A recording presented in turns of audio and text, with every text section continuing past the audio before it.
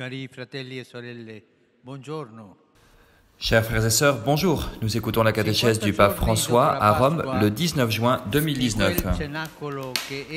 50 jours après la Pâque, dans ce cénacle qu'est désormais cette communauté autour de la mère du Seigneur, ce lieu de cohésion, les apôtres vivent un événement qui dépasse toutes leurs attentes.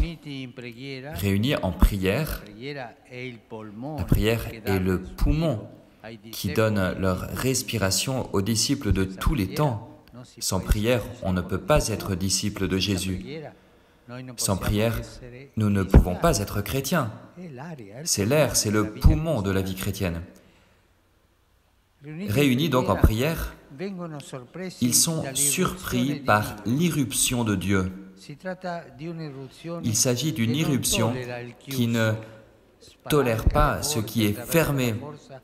Elle ouvre les portes par la force d'un vent qui rappelle le rouar, le souffle primordial de la création, qui accomplit la force du ressuscité. Cette force vient de manière imprévue d'en haut, comme un vent qui s'abat impétueux, qui remplit toute la maison où il se trouve. Au vent s'ajoute le feu qui rappelle le buisson ardent du Sinaï, où sont données les 10 paroles. Dans la tradition biblique, le feu accompagne la manifestation de Dieu. Dans le feu, Dieu donne sa parole vivante et énergique qui ouvre au futur. Le feu exprime symboliquement son œuvre qui éclaire, qui rend les cœurs sages, qui vainque les résistances des œuvres humaines et qui les revitalise. Alors qu'au Sinaï, on entendait la voix de Dieu, à Jérusalem, en cette fête de Pentecôte, d'après Pierre, résonne la voix du Christ, le roc sur lequel est construite toute l'Église. L'Église est traversée dans le Seigneur par le feu de l'Esprit Saint, capable de pousser à la conversion. Et Dieu choisit ce qu'il y a de pauvre dans le monde pour confondre les forts.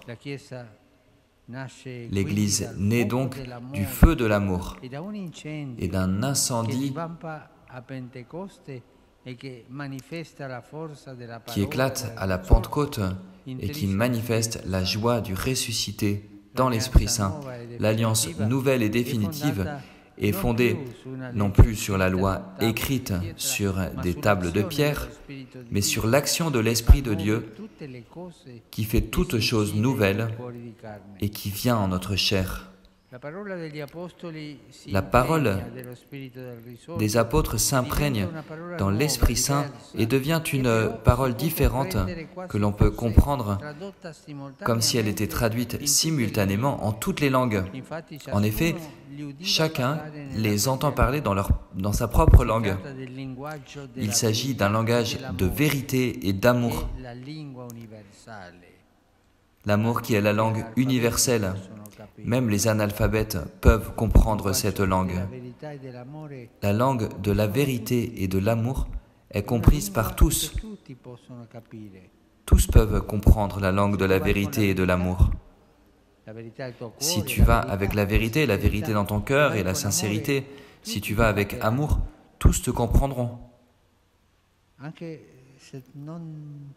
Même si tu ne peux pas parler, par une caresse qui soit authentique et qui soit aimante. L'Esprit Saint ne se manifeste pas seulement dans une symphonie de sons que composent les diversités, mais il vient comme le chef d'orchestre qui fait résonner les partitions des louanges des grandes œuvres de Dieu. L'Esprit Saint est celui qui produit la communion. Il est l'artiste la communion qui sait franchir les barrières entre les Juifs et les Grecs, entre les esclaves et les hommes libres, pour faire un seul corps. Il édifie la communauté des croyants en harmonisant l'unité du corps et la multiplicité des membres. Il fait grandir l'Église en l'aidant à aller au-delà des limites humaines, des péchés et de tout scandale. C'est une telle merveille que certains se demandent si ces hommes sont saoulés. Et Pierre intervient au nom de tous les apôtres et il relie cet événement à la lumière de Joël 3, où est annoncée une nouvelle effusion de l'Esprit Saint. Les disciples de Jésus ne sont pas saouls, mais ils vivent ce que saint Ambroise définit la sobre ébriété de l'Esprit Saint qui remplit le peuple de Dieu de prophéties, de rêves et de visions. Ce don prophétique n'est pas réservé à certains seulement, mais à tous ceux qui invoquent le nom du Seigneur. L'Esprit Saint